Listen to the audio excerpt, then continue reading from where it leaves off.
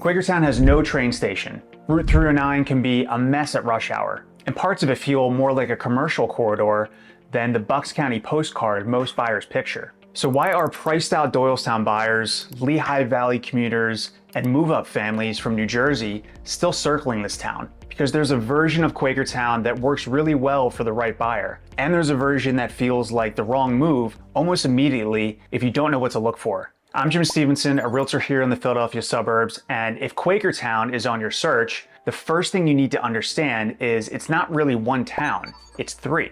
There's the borough, the historic grid of streets around Broad and Main. Quakers settled this area in the early 1700s, back when it was called the Great Swamp. It grew into a real manufacturing town after the North Pennsylvania Railroad came through in 1855. Cigars, textiles, iron stoves, boots. Quakertown was cranking out all of it. There's even a piece of Revolutionary War history baked in. When the British were marching on Philadelphia in 1777, the Liberty Bell had to be hidden so it wouldn't get melted down for ammunition. They hauled it 50 miles north and stashed it in a building on Broad Street.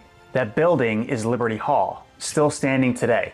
Then there's the second Quakertown, the surrounding townships. Richland, Milford, Haycock, same zip code, same mailing address, completely different lifestyle, different taxes, and in some cases, different utility setup entirely. And then there's the third Quakertown, the Route 309 commercial corridor, the strip mall spine that cuts right through town. Big box stores, drive-thrus, every national chain you can think of. So when somebody asks me what Quakertown is really like, the honest answer is it depends on which Quakertown. Geographically, this is the transition point. An hour from Center City, Philadelphia, 30 minutes from Allentown.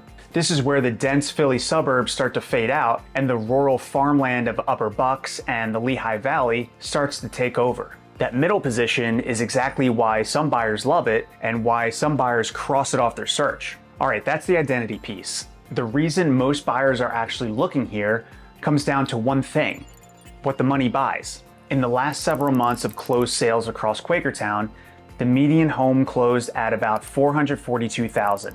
Call it pushing $450, but that median hides a lot. Quakertown isn't one housing market, it's four stacked on top of each other. Entry tier is the twin and semi-detached homes, mostly in the borough or just outside it. Older stock, tighter lots, these are closing around $315,000. That's where a lot of first-time buyers and downsizers find their opening. The next tier up is townhomes. Older townhomes in the 330s. Newer construction townhomes pushing the 380s. Then the heart of the market, detached single-family homes. A 3-bedroom detached is landing right around $500,000. A 4-bedroom detached is mid-500s. And once you get into 4-bedroom new construction on a real lot, you're pushing $700,000 and up. The highest sale in the recent data closed above $1.7 million. So Quakertown isn't cheap, but relative to Doylestown, Newtown, or Yardley, you're getting more house per dollar. That's the whole value proposition. Now you're probably thinking, okay, but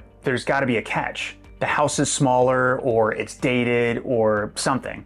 Here's what I see in the actual market. The homes are bigger, the lots are bigger, and the new construction is genuinely new construction. And this is a fast market. Median days on market right now is 10. Over half of closed sales in the recent data went at or above asking. A third went over list price. Where this gets tricky is when buyers start comparing Quakertown to Doylestown on Zillow and they miss the real math. The difference in taxes, the difference in monthly payment, the difference in what you're actually getting per dollar. And this is the exact framework I walk relocating families through before they commit to a town up here. Because the number on Zillow isn't the number you're going to feel every month. That's where a lot of buyers get burned. And if you want help running that math on your actual situation, book a call using the link in the description. It's a no pressure call, no sales pitch. We walk through schools, commute, monthly payment, and which towns actually fit. Doesn't matter if you're looking to move in 3 months or still 3 years out.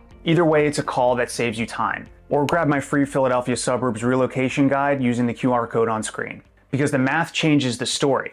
I had a couple last fall who were set on Doylestown. We're on a Zoom call. She's 7 months pregnant with their second. Their toddler keeps wandering into the frame, and a golden retriever is barking somewhere off camera the whole time, which is probably why yard size mattered so much.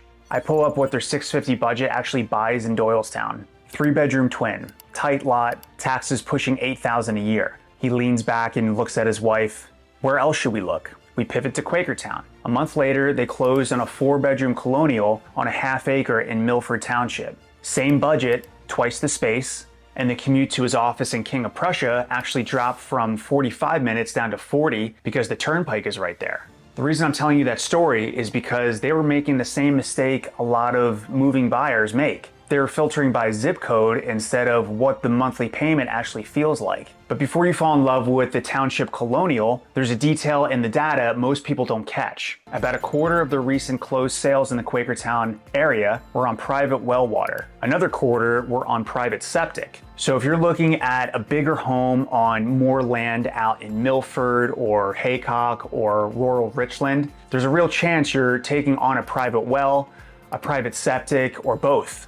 Not a deal breaker, it just changes the math. A new septic system runs $20,000 to $40,000. A failed well pump is a few thousand. The water needs to be tested, the septic needs to be inspected. These are things a buyer in the borough on public sewer doesn't have to think about. Factor it into your offer.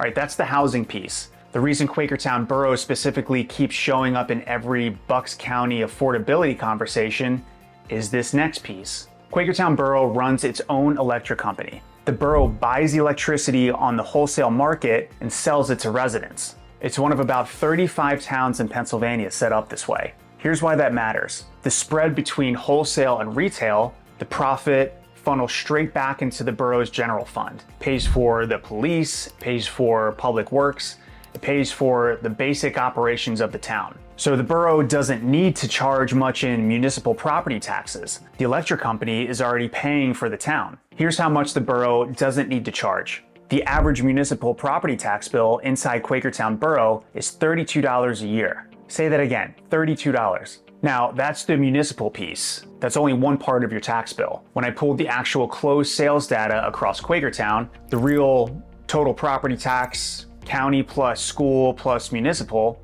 is running right around $5,500 a year on the median home.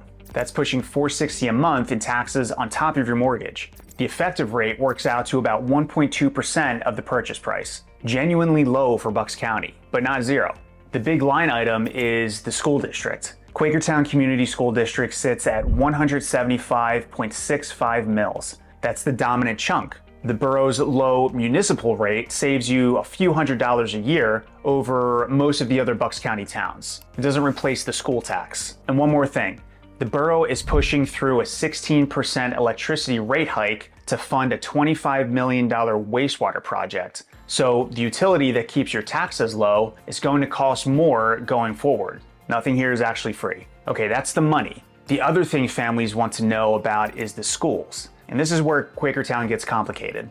If you're comparing Quakertown to Central Bucks or Council Rock, we need to have a real conversation. They're not the same. Quakertown Community School District covers 72 square miles. It's huge. 5 elementary schools, a dedicated 6th grade center, Strayer Middle School, Quakertown Community High School. Overall rating from Niche is a B. The high school sits in the top 40% nationally per US News. It ranks 8th out of 13 school districts in Bucks County. Those are the numbers. Here's the honest read. The district is solid, it's safe, it's well resourced. Your kids will get a real education. It's not elite, it doesn't have the college prep arms race reputation of Central Bucks, it doesn't produce the same Ivy League feeder numbers. So if your whole relocation decision is built around your kid, getting into the most competitive district in Bucks County, this isn't that district. But here's where Quakertown actually shines. The district has one of the strongest vocational and technical integrations in the region. It partners deeply with Upper Bucks County Technical School. If your kid is more hands-on than book smart, if they want to weld or code or work with engines or go into healthcare without a 4-year degree detour, this district supports that path in a real way. The athletic programs are strong too. Wrestling and football are deeply embedded in the community. When I tell parents who come up here worried their kid is falling behind by leaving Central Bucks, is this: the district has to match your kid, not the other way around. For a kid headed for the Ivy League, maybe Central Bucks fits better. For a kid who's going to thrive with hands-on learning, a strong athletic program, and a practical path forward, Quakertown works really well. But there's a piece of Quakertown that can kill the deal for the wrong buyer, and you need to hear this before you make an offer. Quakertown has no train, no SEPTA station, no regional rail, nothing. This isn't Train Town, Bucks County. This is Highway Town, Bucks County. If you need a train to get to Philadelphia every day, you're looking at the wrong town. The closest SEPTA stations are in Lansdale or Doylestown. Both of those are 30 minutes of driving just to reach the parking lot before you ever board the train. So you're adding an hour a day to a rail commute that doesn't actually start in your town. For a buyer who's used to walking to a station in Ardmore or Jenkintown or Bryn Mawr, that's a shock. It's a fundamental lifestyle change. Depending on where you actually work, that's either a deal breaker or a cheat code. If you work in the Lehigh Valley, Allentown, Bethlehem, anywhere up 309, Quakertown is a dream commute. 30 to 40 minutes and you're there. This is actually why a lot of Lehigh Valley professionals buy here. They get a Bucks County address, Bucks County schools, but the daily drive is easy because they're going the right direction. If you work in King of Prussia, Conshohocken, or anywhere along the 476 corridor, the Quakertown Turnpike interchange is right there. Exit 44. You're on the PA Turnpike in 10 minutes. King of Prussia in 45 to 60 depending on the day. Genuinely competitive with towns that are 20 miles closer to Philly. But if you work in Center City, Philadelphia 5 days a week and you need to be at your desk at 9, Quakertown is going to grind you down. Route 309 south through Montgomery County is brutal. Stoplights everywhere, bottlenecks at every shopping center. Stop and go for 30 miles, 90 minutes on a good day, 2 hours on a bad day, each way. Do the math on that. 4 hours a day in the car, 20 hours a week, that's a full work week every month, sitting in traffic. So here's the honest framework. Hybrid or remote, Quakertown works. Commuting north or west, Quakertown works. Commuting south to Philly 5 days a week, keep looking. Ambler, Wynmoor, Glenside, Chestnut Hill, Fort Washington, that's your search, not Quakertown. Okay, if the commute fits, if the schools fit your kid, if the value play is what you're looking for, here's what daily life actually looks like in this town. Quakertown has two faces. You'll see both of them within 5 minutes of each other. Face one is the historic downtown. Broad Street, Main Street, the old borough grid. This is where the town is actually revitalizing. The Trolley Barn Public Market opened a few years ago. It's a food hall housed in a restored historic building, packed with local vendors, produce stands, coffee, craft beer, small restaurants. The kind of place you drop in for lunch and end up staying for 2 hours. Proper Brewing Company is housed in the Old Palace Theater. They kept the original marquee out front. Carlton Cafe does farm-to-table dinner in a historic storefront. McCool's Red Lion Inn has been operating as a tavern since 1750, older than the country. That's one Quakertown, a walkable, historic downtown that's come alive over the last 5 to 10 years. Then you drive 90 seconds over to Route 309 and you're in the other Quakertown. Strip malls, drive-thrus, every big box you can name is stacked along a 4-mile commercial corridor. The aesthetic is 1985. It's not trying to win any beauty contests, but it is unbelievably convenient. There's not a single errand in your life that requires leaving Quakertown. People in neighboring towns, Percy, Coopersburg, even Doylestown, drive into Quakertown to run their weekend errands. Then there's the Q-Mart, the Quakertown Farmers Market, open since 1932. It's an indoor-outdoor flea market meets cultural institution. It's gritty, it's working class, it's loud, and it tells you something real about where Quakertown comes from. The thing that actually sells Quakertown for a lot of families is 10 minutes east. Lake Nockamixon State Park, 5,286 acres. Boating, fishing, hiking, horseback trails, a real lake. If you're a family that wants to spend Saturday morning on the water or Saturday afternoon on a trail, this changes your weekends completely. You're not driving 90 minutes to a state park. You're 10 minutes from one of the biggest state parks in the region. Two more things that don't show up on Zillow but matter once you actually live here. First, you've got a full-service St. Luke's Hospital right in the Quakertown area. 24-hour ER, surgical services, a women and babies pavilion with a level 2 NICU, plus a second St. Luke's campus in the borough for outpatient services and behavioral health. For families with kids or folks moving into the 55+ communities out here, that's a real quality of life piece that a lot of Upper Bucks and rural Montgomery County doesn't have. Second, Quakertown has one of the oldest high school football rivalries in Pennsylvania. Quakertown versus Penn Ridge. They've played on Thanksgiving morning every year since 1930. Families plan their Thanksgiving around it. It's the kind of detail that tells you this community has real roots. So that's the lifestyle. Convenient retail, a revitalizing, walkable downtown, a working class cultural backbone, a massive outdoor anchor 10 minutes east, a full hospital in town, and a Thanksgiving football rivalry the whole town shows up for. This place is real. Not polished, not gentrified, just real. Here's who Quakertown is actually for. The family that wants more house, more yard, and more value than Lower Bucks can offer, and is willing to trade train access to get it. The Lehigh Valley professional who wants a Bucks County school district without paying Central Bucks prices. The hybrid worker who doesn't need the 5-day-a-week Philly commute. And the buyer who cares more about what they own than what their zip code looks like on paper. Here's who it's not for. The 5-day Philly commuter. The parent chasing the most competitive school district in the region. And the buyer who wants the polished, manicured aesthetic of a Doylestown or a Newtown. So that's Quakertown. Now, if you're looking at Upper Bucks for the value play, there's a town 10 minutes south that changes the school conversation entirely. Similar price point, similar drive times, a higher ranked district that's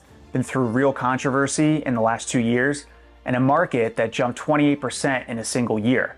Watch the video on screen next. I'll walk you through exactly what living in Perkasie costs, where the schools actually landed after the dust settled, and whether the premium over Quakertown is worth it. Thanks for watching.